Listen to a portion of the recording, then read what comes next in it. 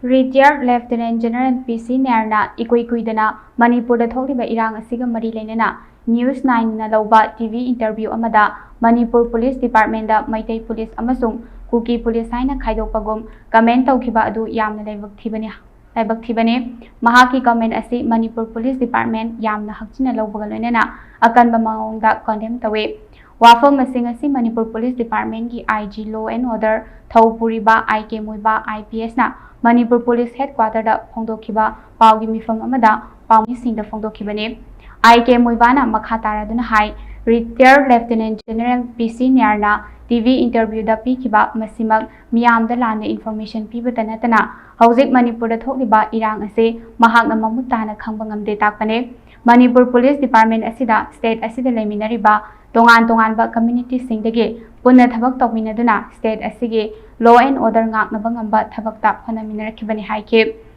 haukiba September tang amada Imphal West District ke manung chanba Koktrukta khulai paiba militant singna drone sizinaduna kablakhiba bomb singi attack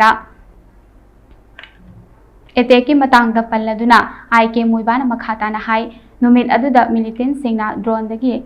Khulakta bomb thadarakibagi thodok sing mafam aduda duty tariba Imphal West District Police Officer singna mamina uba phangkibaga loinana drone singdagi thadarakpa kai khraba bomb sing machet sing aduna ningthina sem sarba pokhai haudraba bomb sing amade militant sing sizinaramba drone amaso police na mafam adutagi phabangam khibane mahak na hai police na thodok asigi matangda kupna thigatpada militant sing aduna Pampi sing modified tawduna arapa mafam kapa yanaba rocket sing amasung motor sing semduna attack sing ase chathabagi khudang changnam sing su fangbangam ke haike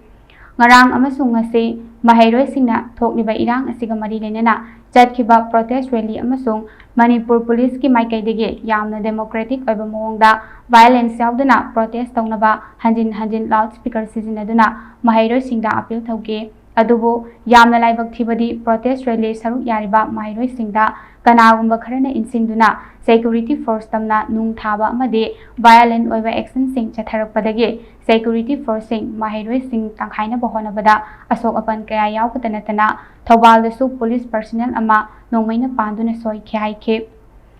mahak na maru oina maira paibi sing sadra naharol Makhoi karigumba protest sing pangthoklabaso yamna democratic oina santi laina rally amadi sit in protest tawbiyo kanagumba santi thugaina ba insilakpa thabak thong singda induna chapigano police department hauzik state asida thokliba irang ase yenglaga social media platform da kangluk masel gi marakta nusina handana ba amadi irang sagana ba thagalakliba singi mathakta jab jaba legal action sing lokhanana ba mikupna hum singna lagi haina mahang na makha phongdokhe Paugi Mifam aduda Manipur Police Department ke makok thongba official singsu saru yake. Formally coming for this important press briefing from the Manipur Police. We want to make some very important clarification regarding one press statement by a very senior retired officer in which they say that there is no Manipur Police but there is Meitei Police and Kuki Police. So we want to refute that because this Manipur Police is composed of all kinds of communities, whether it is from the mainland, it is from the Kuki, it is from the Nagas, and it is from the Meiteis. So there is no such thing like that, such statement that he has made,